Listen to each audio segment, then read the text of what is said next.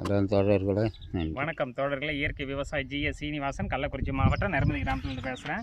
இன்றைக்கி அமிர்த கரைசல் செய்கிறோம். இது பச்சை சாணம், குப்பை இல்லாமல் எடுத்துக்கணும். பச்சை சாணம் ஒரு 10 கிலோ. இது கோமியம் ஒரு 10 லிட்ரு. கோமியம் 10 லிட்ரு ஊற்றி நல்லா திப்பி இல்லாமல் கரைச்சிக்கிறோம். திப்பி கட்டி முட்டி குப்பை இதெல்லாம் எல்லாமே கரைக்கணும். நல்லா கரைச்சாதான் நல்லது. நல்லா கரைச்சிக்கணும்.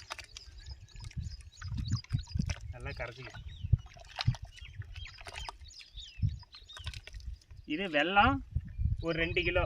வெல்லம் ஒரு 2 கிலோ. இது வெல்லம் ஒரு 2 கிலோ.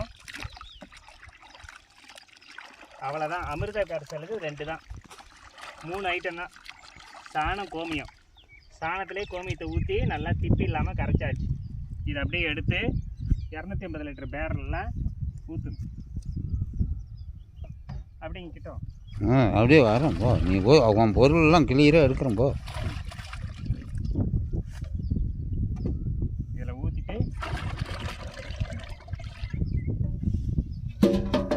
வெள்ளை கரைசலையும் அதில் ஊற்றிடணும்.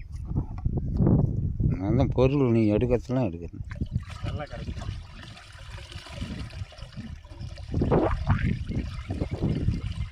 ஊற்றிட்டு கிளாக் வைஸ் குச்சியால் சுற்றினா போதும்.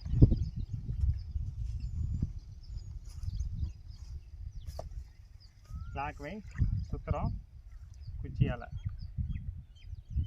24 மணி நேரம் இருக்கணும். நாளைக்கு சாயந்தரமாக இந்த கேவுரு பயிருக்கு எல்லாத்துக்கும் நம்ம விட போகிறோம். நன்றி தோழர்கள். வணக்கம். கிளியராக எடுத்துக்கணும்.